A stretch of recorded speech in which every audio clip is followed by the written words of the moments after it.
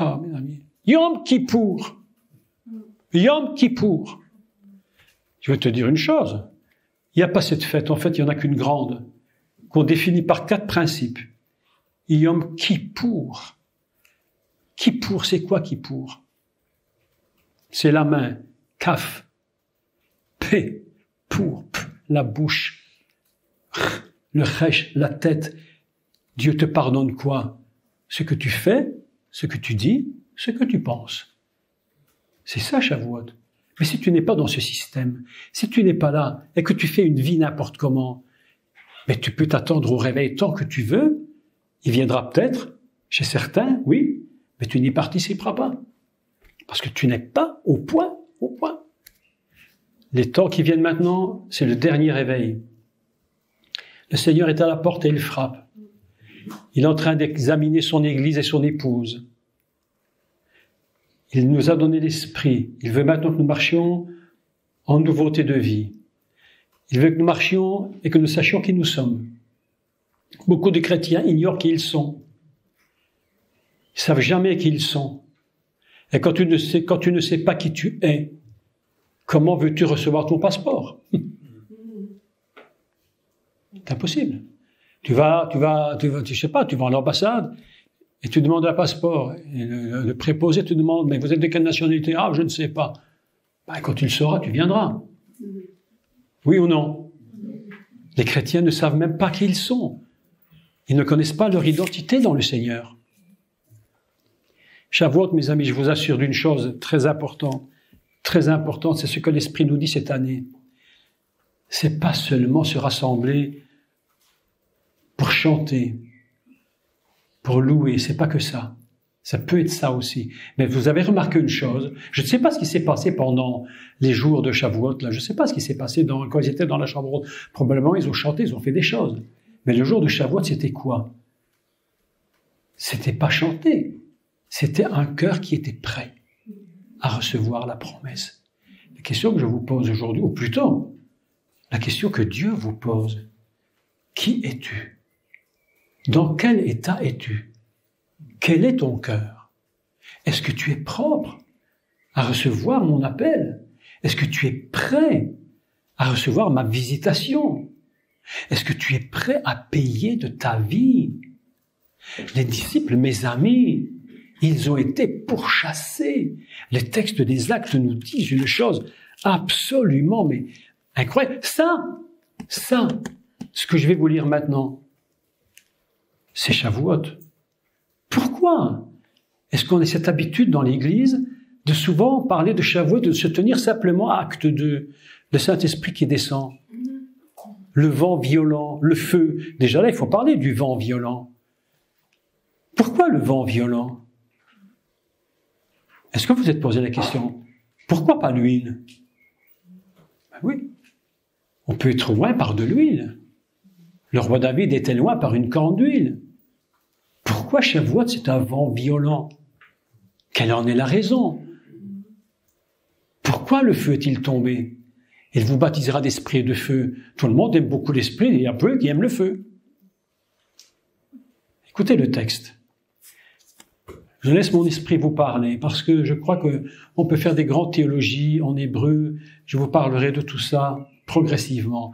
Je veux aujourd'hui que l'esprit parle dans nos cœurs, parce que le temps est venu où il faut parler à nos cœurs. En effet, pourquoi ce tumulte parmi les nations? On sait de quoi on parle.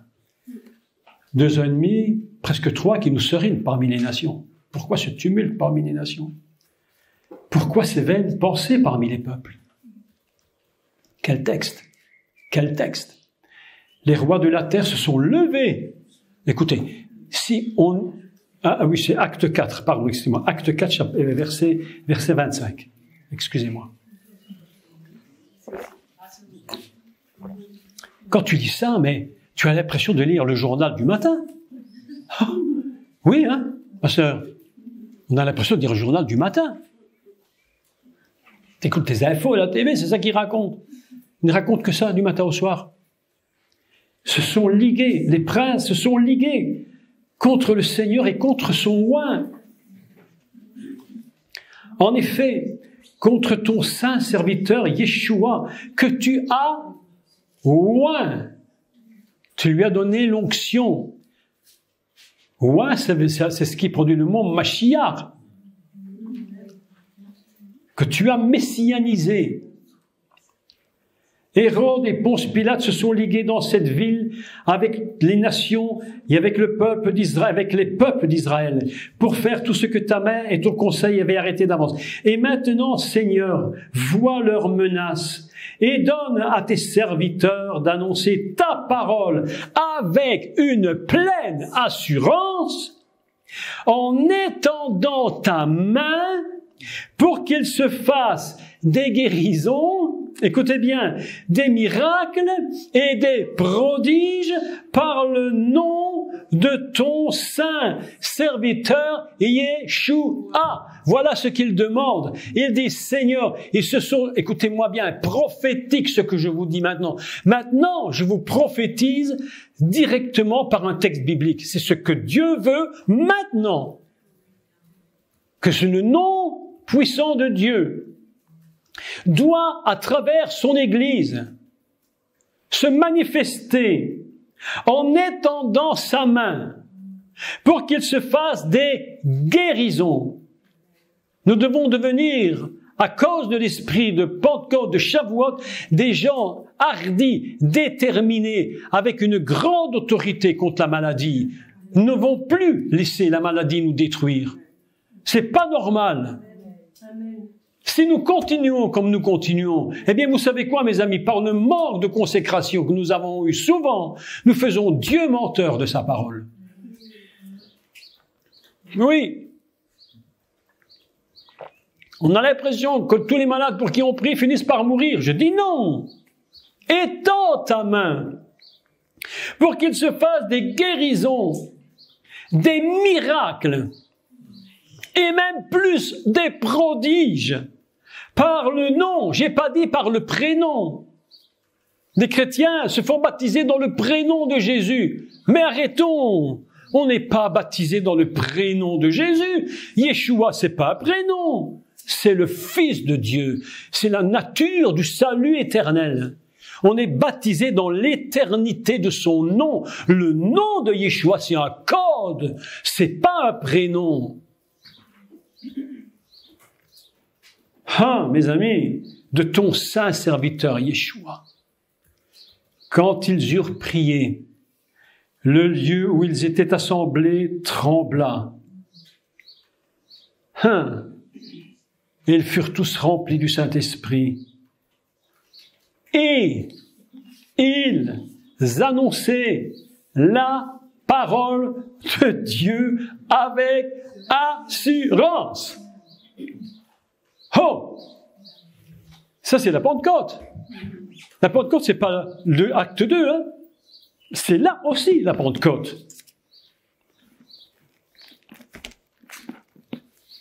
Est-ce que ton cœur brûle à l'intérieur de toi? Est-ce que ton cœur brûle à l'intérieur de toi? Si je te parle maintenant de ces choses, si ton cœur ne brûle pas, j'ai raté. Quelque chose n'a pas fonctionné. Mais si ton cœur brûle à l'intérieur de toi, alors tu vas écouter ceci. Tu vas écouter ceci. Chapitre 5, verset 12. Et après on prendra verset 5, chapitre 5, 1. Ne jouez pas avec le Saint-Esprit. Sinon, Ananias et Saphira vont ressusciter dans l'Église. Ce sera catastrophique. Verset 12. Beaucoup de miracles et de prodiges se faisaient au milieu du peuple par les mains des apôtres. Et mes amis, écoutez-moi bien ce que je dis. S'il te plaît, écoutez-moi.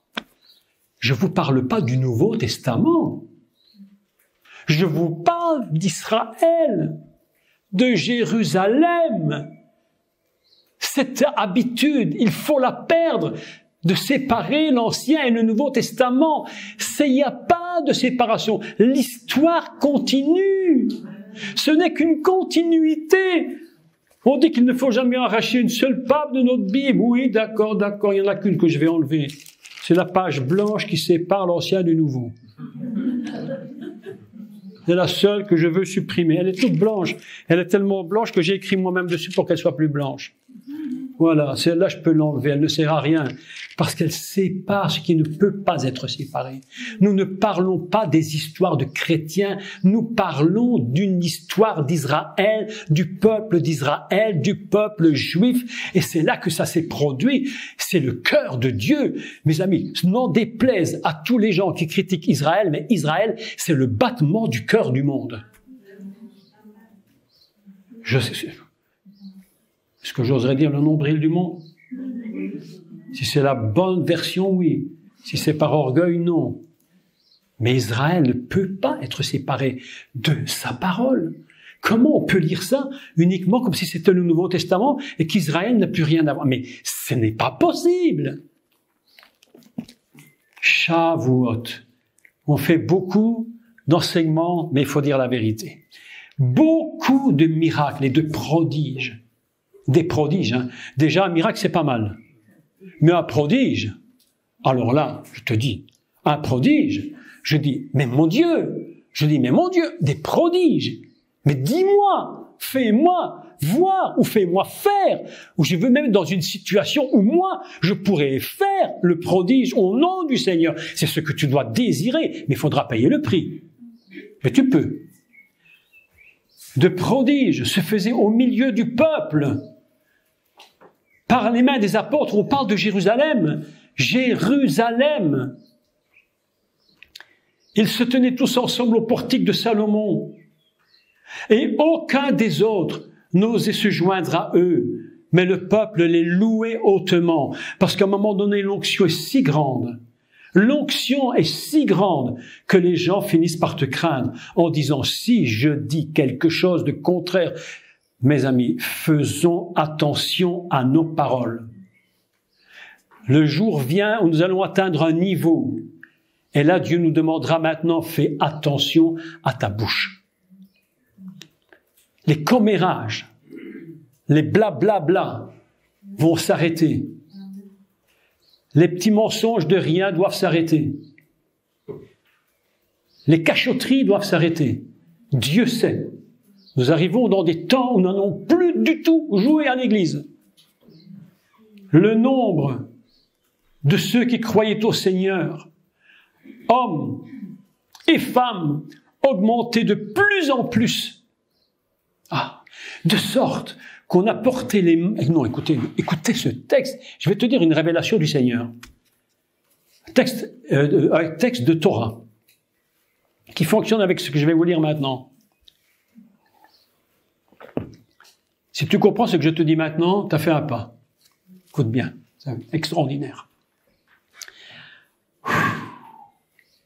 Le nombre de ceux qui croyaient au Seigneur, de hommes et femmes, augmentait de plus en plus, de sorte qu'on apportait les malades dans les rues et qu'on les plaçait sur des lits et des couchettes, afin que, lorsque Pierre passerait, son ombre au moins en couvre quelques-uns. Mes amis, la multitude accourait aussi des villes voisines, à où Jérusalem, amenant des malades, des gens tourmentés par des esprits impurs, et tous étaient guéris. Et maintenant, écoutez. Écoutez bien, ouvrez vos oreilles. L'ombre de Pierre guérissait les malades. Quand tu es dans l'onction fondamentale de la création de Dieu, fondamentale, quand je parle de la création fondamentale, je te parle de avant la faute en Éden. Je te parle d'avant la faute en Éden. Après, le péché est rentré et il y a eu une cassure. Je te parle d'avant. Quand Jésus fait la réparation, quand Jésus nous demande de nous convertir, il veut nous faire retourner avant la faute, dans la fonction création fondamentale. Écoutez bien, comment Dieu a-t-il créé son Adam? La Torah nous enseigne qu'il est créé Betsalmo Kidmutnu dans son image, ou on peut traduire dans son nombre. dans son ombre. C'est-à-dire que l'Adam même, il est lui-même devenu l'ombre de Dieu. Toute la gloire est dans l'ombre. Mais est-ce que tu te rends compte de ce que je te dis? Ce qui fait que quand tu te déplaces, l'ombre qui est là, elle est aussi remplie d'onction que ton propre corps. Ça, c'est Shavuot. Ça, c'est l'esprit de Shavuot. On n'est plus dans des niaiseries, dans des petites choses minuscules sans intérêt. Tout ça, c'est fini, tout ça. Quitte cette idée, arrête tout ça. Dieu te dit, arrête, passe à autre chose, Faut arrêter. Passons à autre chose, mon frère, ma sœur. Que ton ombre, tu t'imagines si tu seras Guebwiller, et que les gens disent, mais quand l'ombre de mon serviteur passe, on cherche. On se dit, mais peut-être on avait repéré que tu sortais entre 10h et 11h faire tes courses. Et que le soleil se levait à gauche. Donc on a dit, son ombre sera à droite. Ah ben oui. Mais c'est ça la vérité. Alors que tu sors entre 11h et midi, les gens disent, ah ben notre cher monsieur, là, il sort à 11h, il va faire ses courses. Ah ben nous les malades, mettons-le à droite. Peut-être qu'il passera. Et au moment où tu passes, ton ombre guérit les malades. Tu rigoles. Je vous dis que c'est ça qui s'est produit à Jérusalem. Les gens se disaient, mais où va être son ombre? La Bible ne dit même pas qu'il lui demandait de prier pour eux. Ils avaient compris que l'ombre guérissait. Mais tu te rends compte? La Torah, où est ma Torah? Elle est ici. La Torah, ça c'est quelque chose. Ça, c'est quelque chose que tu n'as même pas imaginé.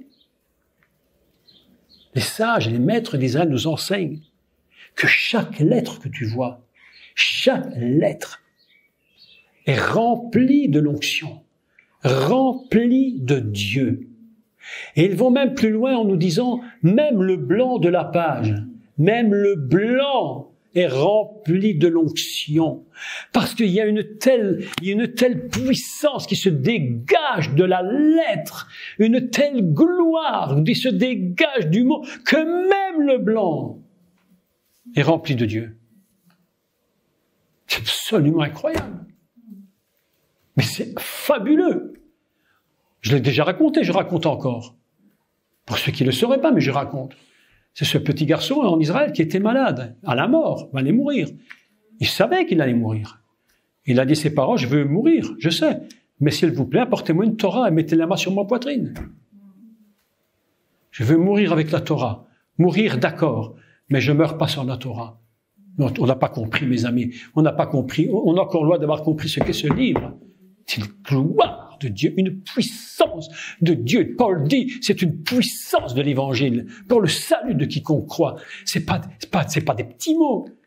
On a trouvé une Torah, il voulait une Torah. On a trouvé une Torah. On a amené chez ce jeune garçon. Ils ont pris la Torah, il allait mourir. Ils ont pris la Torah, ils l'ont mis sur sa poitrine. Au moment où ils ont mis la Torah, il a été guéri. Mes amis, l'ombre de Pierre. Je prie le Seigneur que plusieurs d'entre nous, notre ombre guérisse les malades. Fatigués de voir les gens mourir, fatigués de voir les gens pas guéris, fatigués de tout ça. Aujourd'hui, il faut passer à autre chose. Il faut passer à autre chose. Dieu va bouger dans toute la société française, belge, partout. Dieu va mettre des hommes qu'il a choisis dans les lieux, dans tous les domaines possibles. Politique, sportif, partout. Dieu va mettre des hommes. Il ne veut pas qu'avant le dernier réveil, que chacun n'ait pas son opportunité. Dieu n'est pas un traître. Dieu te préviendra toujours. Dieu ne tape pas dans le dos. Dieu a dit à Adam, si tu pèches, si tu désobéis, tu mourras. Il lui a pas dit autre chose. Il ne l'a pas fait en cachette. Adam savait ce qu'il attendait. Dieu ne fait rien. Dieu veut prévenir les hommes de notre nation, depuis le plus haut politique. Et je vous assure qu'il se passe des choses. Vous seriez surpris de ce qui est en train de se faire. On est au seuil d'un grand mouvement. Mais je ne sais pas si vous serez d'accord. Je le dis, mais bon, Dieu sait. Mais je crois que ce sera le dernier très grand mouvement de l'esprit qu'il va faire avant que le Seigneur revienne. C'est ce qui me semble. Mais l'Église aujourd'hui ne regarde jamais la tête que tu as, ne regarde pas le diplôme que tu as. Dieu n'a rien à faire de ton diplôme. Ne regarde pas si tu es dans... Non, Dieu, la Bible nous dit, il prend l'indigent, le clochard, il le met avec les rois. Il prend le plus... Si vous connaissiez un jour, il faudrait que je vous présente un homme de Dieu que j'aime particulièrement. Non, alors quand tu l'entends, ça te déménage. Hein. Si tu n'aimes pas les déménagements, alors tu restes... Mais lui, quand il déménage... Alors je te parle d'un ami, je peux le citer, il n'a pas de problème, il peut m'entendre. Il se parle de Charles Tanigano. Mon ami, Charles Tanigano, je le connais depuis maintenant 40 ans. Quand tu le... Non, mais les présidents l'invitent dans les palais. Les présidents l'invitent dans les palais. Cet homme a une puissance de Dieu. Cet homme te raconte qu'il a pris l'avion. Et l'avion a commencé de perdre l'altitude. L'avion partait. Plus de contrôle. L'avion va s'écraser. Cet homme tout seul dans l'avion chrétien s'est levé au milieu de tout le monde. Il a commencé à chanter, ah, toi, la gloire, comme un fou. Tout l'avion qui se met à partir, à toi, la gloire. L'avion se redresse. Ils ont atterri. Le pilote l'a appelé, lui a dit, Charles, monsieur Tanigano, venez. Il dit, vous êtes qui, vous? Il a dit, jamais on a vu une chose pareille.